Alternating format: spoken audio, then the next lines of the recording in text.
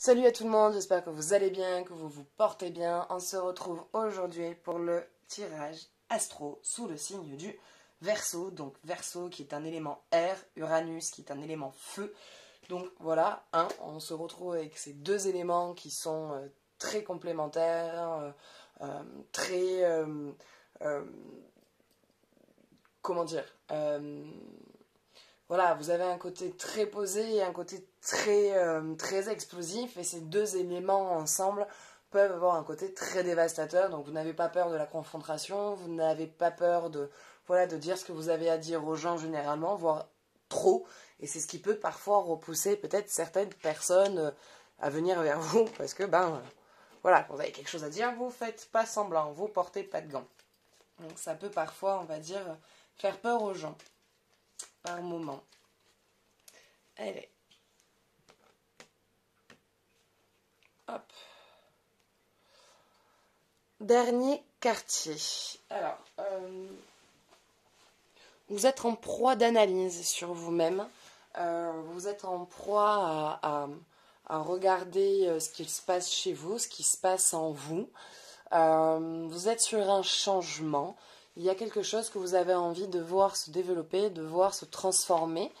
Il y a voilà des particularités de vous, de votre caractère que vous appréciez et que vous voulez garder, d'autres que vous avez envie de transformer, de transcender. Je vois qu'au niveau du travail, c'est pas toujours évident avec les collègues. Pas que vous vous entendez pas bien avec les gens, mais voilà, ce côté peut-être un petit peu trop prendre les devants, prendre les rênes, prendre, on va dire, le contrôle sur les événements, font que les gens du coup sont un peu réticents avec vous. Donc peut-être un peu plus lâcher les rênes, vous occuper vous de votre travail, de vous concentrer vous sur ce qui est prioritaire, sur ce qui vous est important, pour que les autres puissent se rendre compte que finalement vous n'êtes pas si tendu que ça, vous êtes finalement quelqu'un de plutôt de cool, parce que les Verseaux, vous êtes quand même des signes assez sympatoches. Mais voilà, donc ce côté feu, le calmer un peu et laisser les autres prendre un peu plus leur place, ou que eux-mêmes ils vous donnent la possibilité de prendre les directives et le contrôle. Allez, on va aller voir côté cœur ce qui se passe pour les personnes en couple et pour les personnes célibataires.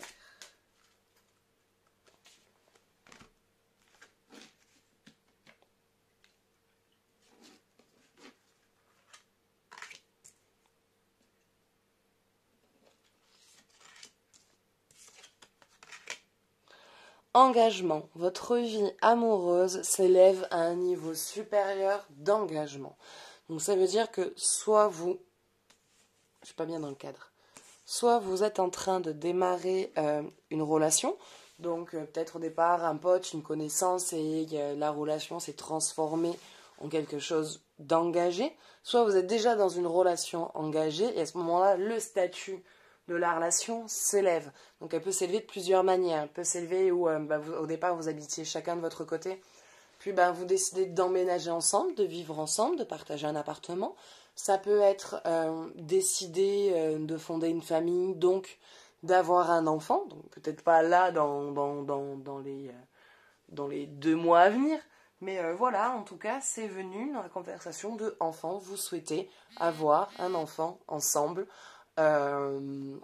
donc de vous engager. Voilà, donc ça prend une strate supérieure, ou ça peut être aussi un paxage, une demande en mariage.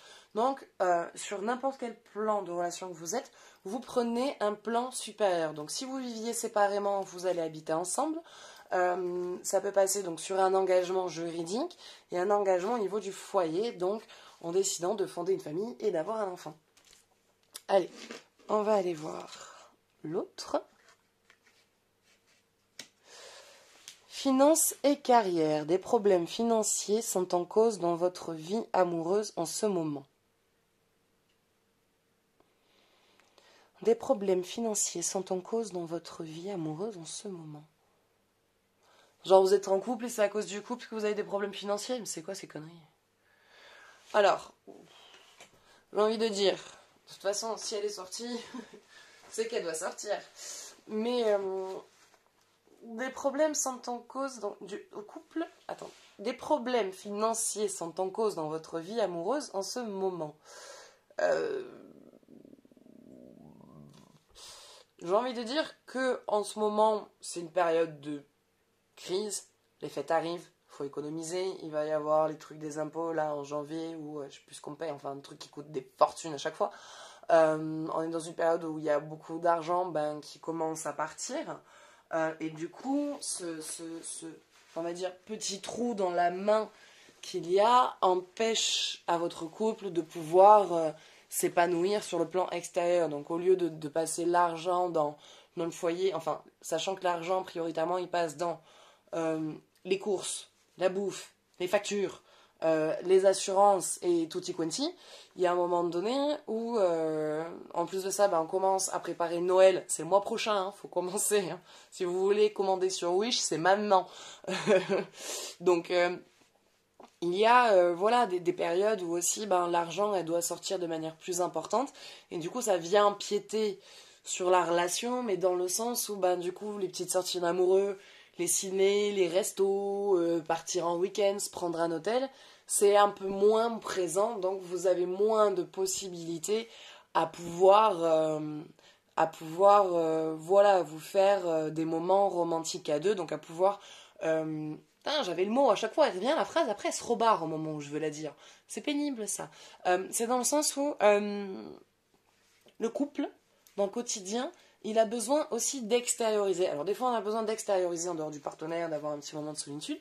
Et des fois le couple, dans la vie quotidienne de la maison, du couple, le travail, le foyer, les factures, tout ça, il a besoin de souffler. Et pour souffler, il a besoin de sortir, d'aller s'aérer ensemble, de se faire une sortie en amoureux, pour détendre l'atmosphère, de se parler, de se faire beau pour l'autre, de s'allumer un peu, voilà, de remettre ces moments de piment à l'extérieur de la maison.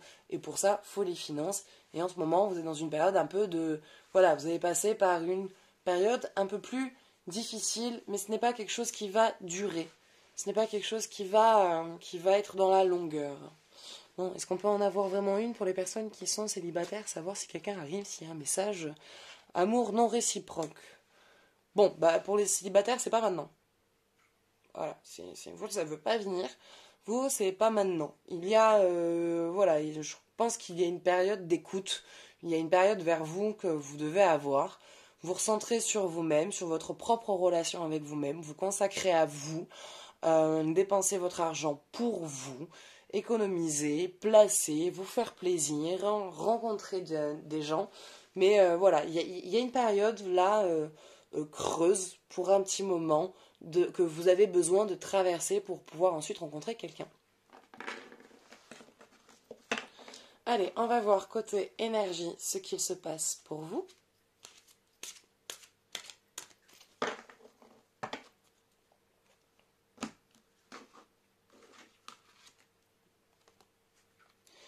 Lilith, le mystère. Une compréhension va se faire, un secret peut-être qui va être révélé, une révélation au niveau de la famille, quelque chose que vous allez apprendre qui va vous venir un peu changer votre conception de pensée du moment.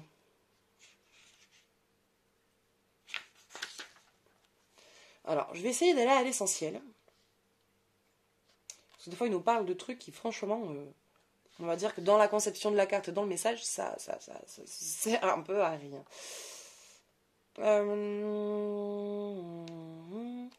Vite à procréer avec d'autres esprits de la naissance et machin. Voilà. Quand cette carte surgit pendant un oracle, il y a quelque chose qui rôde. Lilith semble être la partie sombre du thème astral. Elle est notre côté obscur, le visage caché de la lune, où nous guettent les mystères et les événements inexpliqués. Cette carte indique un appel à la vie sauvage, voire à la subversion. Lilith est l'évocation de ce qui pourrait être ou ne pas être. Elle peut se manifester sous forme de folie ou de réalisation de soi. Lilith représente le refus de se soumettre. Ce n'est donc pas le moment de baisser les bras, quand même le chemin paraît rude. Il pourrait y avoir une une propension à s'isoler et à se focaliser sur un désir de vengeance. L'énergie caractéristique de la lune noire, Lilith, le mutisme et la solitude. Bon, on va dire que là, dans le contexte, je pense pas que le message soit le message qu'il y a dans le bouquin, mais plus dans une révélation, une réponse que vous allez voir. Il y a au travail, là je vois surtout au travail, il y a un changement qui va s'opérer. Je vois une possibilité de promotion. Je vois une possibilité de grandir et de récupérer, on va dire, un cadre supérieur, un cadre supplémentaire, un travail plus important, de mieux rentrer de l'argent. Mais il y a ce côté, on va dire, un peu contrôle qui vient, voilà, femme, non, je ne me soumets pas, qui vient un petit peu contrecarrer, on va dire, la bonne relation ou la bonne entente avec les collègues. Donc attention, on va dire, à ce tempérament et à cette domination de la femme de soi qui n'hoche pas la tête. On ne vous dit pas d'hocher la tête, mais plus d'apporter un peu plus de souplesse dans le travail. Voilà. Bah écoutez, c'est tout. J'espère que ce tirage vous parlera, qu'il vous aura plu. N'hésitez pas à me laisser votre avis, un commentaire, un partage, un j'aime si vous avez aimé, à vous abonner si vous avez envie de voir mes autres vidéos. Et voilà, et puis moi je vous dis à bientôt, je vous fais de gros bisous. Ciao ciao.